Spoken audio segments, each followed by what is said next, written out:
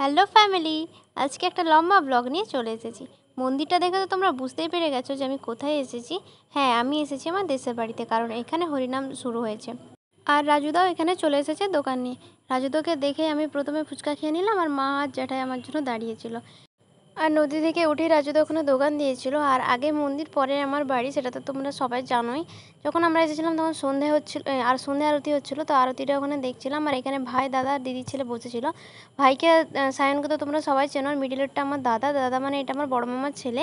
আমার মামা বাড়ি থেকে দাদা আর দিদা এসেছিলো হরিনামের জন্য। তো এখানে বাড়িতে এলাম, এসে নিয়ে দেখছি সবাই মিলে এখানে লুচির ব্যবস্থা করছে। তোমাদেরকে তো আগে বলেছিলাম এই হরিনামের সময়টাতে এখানে ঠাকুরের সমস্ত কাজকর্ম করা হবে। তো আমাদের এই রুমটাতে রাখা হয়েছিল ঠাকুরের খাবার দাবার, আর পাশের রুমটাতে মাসি আর জেঠু মিলে বাগিয়ে রেখেছিল, মানে সবাই যে একটু রেস্ট নেবে। মাসি আর জেঠু এখানেই ছিল কয়েকদিন। এখানে মা আর জেঠিমা এসে নিয়ে লুচি বেলছিল, আর বাদবাকি পাড়ার সবাই ছিল। এটা হচ্ছে আমার ছোটো পিসি। ছোটো পিসিও এখানে এসে কয়েকদিন ছিল মাসির সাথে। মাসি, জেঠু, দিদা, ঠাকুর সবাই ওখানে ছিল কয়েকদিন। ওই একটা রুম বাগানো ছিল, ওখানেই ছিল। এটা হচ্ছে পরের দিন আমরা পরের দিন বলতে এটা ছিল বড়ভোগের দিন সকালবেলা। আর এই কুর্তিটাও তোমাদের সাথে শেয়ার করলাম। আমি এটা কেনার পর থেকে শেয়ার করিনি, একদিন মায়ের সাথে বেরিয়েছিলাম এই কিছুদিন আগে, তখন কুর্তিটা নিয়েছিলাম। তো আজকে বড়ভোগের দিন ভাবলাম কুর্তিটা পরি। ঘড়িতে এখন ওই 12:30 কি 12:30 কি 12টা হবে এরকম। তখন আমরা বেরিয়েছিলাম, অনেকটা লেট হয়ে গেছে বাড়ি থেকে বেরোতে। প্রচণ্ড পরিমাণে রোদ ছিল। এটা হচ্ছে আমার দিদি, এটা আমার সেজো জেঠুর মেয়ে। সব দিদি এখনও এসে পৌঁছায়নি, আস্তে আস্তে সবাই আসবে। তো দিদি এসেছিলো, দিদি আর দিদির ছেলে মেয়ে। আমরা আবার যাচ্ছিলাম মাঠ পেরিয়ে এসে দেশের বাড়ি সামনে। তো আমাদের মাঠটা বেরোলে তোমরা তো জানো, ওই জায়গাটা আমি অনেকবারই তোমাদের সাথে শেয়ার করেছি। তো সবাই মিলে আসছে, দিদিকে এই প্রথম ব্লগে দেখালাম আমি, কারণ যতবার আমি ব্লগ করছি দিদি কোনো সময় ওখানে উপস্থিত ছিল না। তো রোদে রোদে মাঠটা পেরিয়ে চলে এসেছি। আর নদীর জল দেখো প্রায় শুকিয়ে গেছে। এই জলটা প্রচণ্ড পরিমাণে তেতে গিয়েছিল। নদীটা পেরোলেই তো মন্দির। রাত্রেবেলা ভালো করে আমি দেখাতে পারিনি। এই যে মন্দিরটা পরিষ্কার পরিচ্ছন্ন করা হয়েছে। এটা ছিল বড়ভোগের দিন, পুরো দেশ খাওয়ায়, সব জায়গায় তো এটাই চলে, আমাদের বাড়িতেই হয়। ওই দিকের বাড়িগুলো তো আমাদের ভেঙে গেছে বলে এই দিকেরগুলো ব্যবহার করা হচ্ছিল।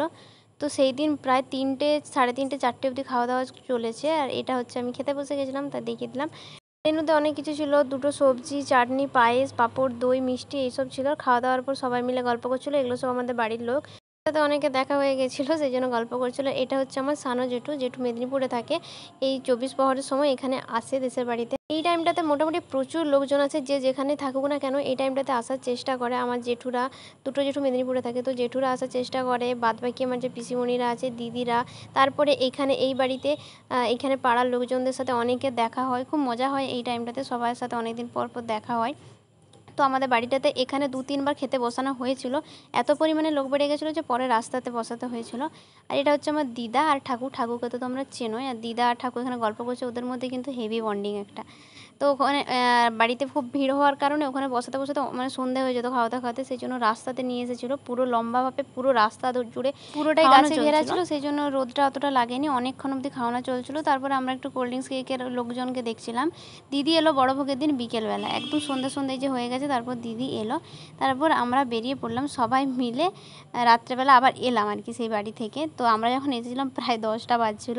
আর এখানে এসে নিয়ে সবাই নাচা গানা শুরু করে দিয়েছিল। আমি একটু ক্যামেরাও করে নিলাম আর আইসক্রিম খাচ্ছিলাম। সেই টাইমটাতে লোক প্রায় চলে গেছিলো, অনেক লেট করে আমরা ঢুকেছি। ভাই, দাদা, বৌদি সবাই মিলে আমরা এক জায়গায় বসেছিলাম। আর প্রচণ্ড পরিমাণে গরম ছিল। আমাদের সেই বাড়ি থেকে এই বাড়ি আসতে বেশ টাইম লাগে, তোমরা তো দেখেছো, মাঠ নদীঘাট পেরিয়ে সব আসতে। আর পিসি এখানে দেখে নিয়ে আইসক্রিম নাচ দিচ্ছিলো একসাথে দুটোই। শেষের দিক করে এরা তো প্রচুর নেচেছে। এগুলো আমার পাড়ারই সবাই, মানে এই বাড়িতে এখানেরই সব লোকজন প্রচণ্ড পরিমাণে নেচেছে। আমি আর গানগুলো দিলাম না, এখানে কপিরাইট পড়ে যেতে পারে, সেই জন্য গান দিলাম না। তো মোটামুটি প্রচুর মজা করেছে সবাই। আমি ভিডিও করেছি অনেকের, এখানে বিভিন্ন রকমের নাচ দেখতে পাবে তোমরা, যে যেরকম পেরেছে নেচেছে। আমার দেখা এই বছরই এখানে সবথেকে সেরা হয়েছে মজাটা। আর এইটা ছিল ধুলোটের দিন। অবস্থা দেখো, আমরা ফোন নিয়ে যাইনি ওখানে, কাদা টাদা মেখে ধুলন্ডি করে এসেছি। এটা দিদি আর ওই যে কুচুর অবস্থা, আমার অবস্থা সেম এরকমই হয়েছিল, কাদা টাদা মেখে একদম একাকার অবস্থা। সেখানে তো ফোন নিয়ে যাইনি, তাই আমি দেখাইনি, কিন্তু আমি ক্লিপ তুলে রেখেছি। যখন আমি বাড়ি যাচ্ছিলাম সেই টাইমটাতে একটু নিয়ে রেখেছিলাম। এরকম ছিল। আমাদের ওখান থেকে সেই বাড়ি থেকে বেশি কেউ আসেনি, মা আরে আসেনি, আমি, দিদি, দাদা, ভাই, আমরা ভাই বোনগুলোই এসেছিলাম। আর এই যে নীল শাড়িটা পিসি তো প্রচুর নেচেছে। আর এখানে দাদা আর ভাই লাস্টে একদম টায়ার্ড হয়ে গেছে ওরা, তারপরে নিজেরাই কাদা মাখামাখি করছে। ওখান থেকে আসার পথে নদীতে জলটা প্রচণ্ড পরিমাণে গরম ছিল, আর আমি আর দিদি মিলে এখানেই শুয়ে পড়েছি। কাদা টাদাগুলো এখানে ধুচ্ছিলাম। আর অনেকদিন পর নদী এলাম, বেশ ভালো লাগছিলো। নদীতে তো স্নান করতে আসাই হয় না। তো আজকের ব্লগটা এখানেই শেষ করছি। দেখা হচ্ছে পরের কোনো ব্লগে। আজকের মতো টাটা।